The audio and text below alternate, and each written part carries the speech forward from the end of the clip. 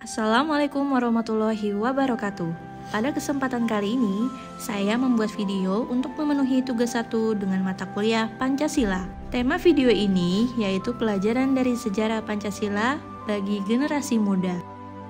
Sebelum memasuki materi, izinkan saya untuk memperkenalkan diri. Nama saya Dina Lestari dengan NIM 05494265, Prodi Ilmu Administrasi Negara, Fakultas Hukum, Ilmu Sosial, dan Ilmu Politik UPBJJ UT Banjarmasin. Pada tugas 1 ini, saya membuat video dengan judul Proses Lahirnya Pancasila. Pancasila adalah dasar negara kita, Indonesia. Namun, di balik 5 sila itu tersimpan kisah panjang perjuangan dan kebijaksanaan para pendiri bangsa. Kisah tentang bagaimana semangat persatuan mengalahkan perbedaan. Inilah proses lahirnya Pancasila, warisan luhur yang terus menuntun generasi muda hingga hari ini. Pada tanggal 29 April 1945, pemerintah pendudukan Jepang membentuk BPUPKI atau Badan Penyelidik Usaha-Usaha Persiapan Kemerdekaan Indonesia. Badan ini beranggotakan 62 tokoh bangsa dari berbagai latar belakang suku, agama, dan daerah. Pada 1 Juni 1945, Insinyur Soekarno menyampaikan pidato bersejarahnya yang memperkenalkan 5 prinsip, yaitu kebangsaan, internasionalisme atau perikemanusiaan, mufakat atau demokrasi, kesejahteraan sosial, dan ketuhanan. 5 prinsip inilah yang kemudian kita kenal sebagai Pancasila. Namun setelah itu masih ada perbedaan pandangan. Sebagian tokoh menginginkan agar rumusan dasar negara mencerminkan nilai-nilai agama secara lebih tegas. Untuk menjembatani perbedaan itu, dibentuklah Panitia 9 yang kemudian merumuskan Piagam Jakarta pada 22 Juni 1945.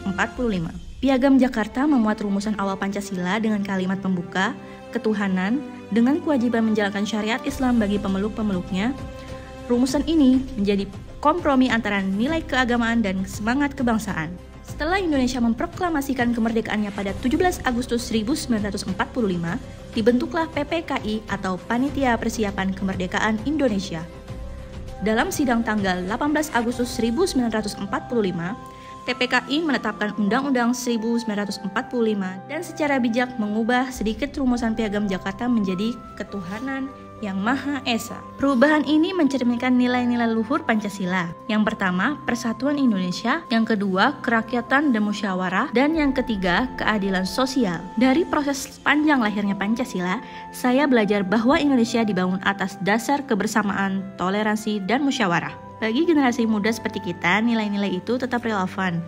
Ketika dunia digital sering memecah belah kita dengan perbedaan opini, Pancasila mengajarkan untuk berdialog dengan bijak. Ketika sikap individualisme makin kuat, Pancasila mengingatkan pentingnya gotong royong. Dan ketika tantangan bangsa datang silih berganti, Pancasila meneguhkan semangat persatuan. Sejarah lahirnya Pancasila bukan sekedar cerita masa lalu, tapi pesan untuk masa depan. Mari kita jaga nilai-nilainya dalam tindakan sehari-hari, karena selama Pancasila hidup di hati generasi muda, Indonesia akan selalu kuat, bersatu, dan berdaulat. Sekian dari saya. Wassalamualaikum warahmatullahi wabarakatuh.